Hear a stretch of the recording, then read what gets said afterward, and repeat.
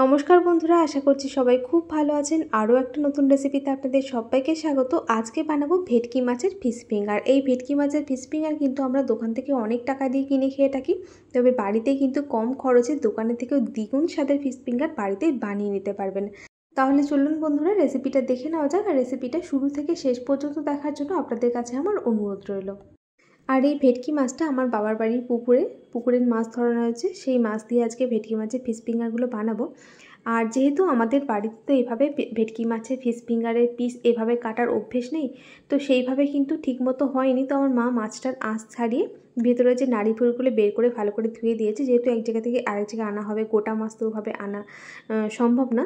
তাই যে দেখুন, আমার হাজব্যান্ড মাছের উপরের যে ছালটা সেটাকে ছাড়িয়ে এইভাবে করে ফিঙ্গারের আকারে কেটে নিয়েছে। যেভাবে পেরেছে যেটুকু সেভাবেই চেষ্টা করেছি এভাবে ফিঙ্গার আকারে কেটে নিয়ে। আপনারা বানালে তো বাজার থেকে একেবারে মাছ কিনে মাছের পিস বানিয়েই নিয়ে আসবেন। তো দেখুন এইভাবে এরপর মাছগুলোকে কেটে নেওয়ার পর তাতে লবণ, লেবুর রস, গোলমরিচ গুঁড়ো, আদা, রসুন, কাঁচা লঙ্কা, ধনে পাতা একসাথে করে বেটে নিয়েছি। এরপর মাছের সাথে ভালো করে মাখিয়ে নিয়ে 15 থেকে 20 মিনিটের জন্য ঢাকা দিয়ে রেখে দিলাম। এরপর 20 মিনিট পর দুটো ডিম অল্প একটু লবণ দিয়ে ভালো করে ফেটিয়ে নিচ্ছি। এরপর এদিকে মাছটাও 20 মিনিট রেস্ট রাখা হয়ে গেছে। তার মধ্যে 1 চামচ কর্নফ্লাওয়ার, 1 চামচ ময়দা আর অল্প একটু 3-4 চামচ মতো ডিমের গোলা দিয়ে মাছের সাথে আবারও ভালো করে মাখিয়ে নিলাম। এরপর একটা পাত্রে নিয়ে নিলাম বিস্কুটের গুঁড়ো, তাতে দিয়ে দিয়েছি পরিমাণ মতো লবণ আর একটুখানি গোলমরিচ গুঁড়ো, ভালো করে মিশিয়ে নিলাম। এরপর এই মাছের পিসগুলোকে একবার বিস্কুটের গুঁড়োয় ডোবাবো আর একবার ডিমের গোলায় ডোবাবো।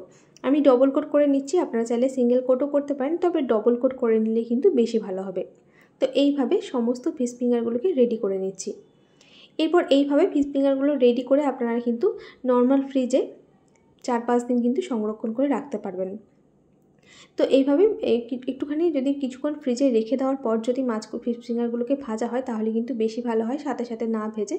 তো আমি এইভাবে করে রেডি করে নিয়ে কিছুক্ষণ রেখে দেবো, তারপর ফিশ ফিঙ্গারগুলোকে ভেজে নেব। তো এইভাবে কিন্তু খুব সহজেই দোকানের থেকেও দ্বিগুণ স্বাদের ফিশ ফিঙ্গার কিন্তু আমরা বাড়িতেই বানিয়ে নিতে পারি।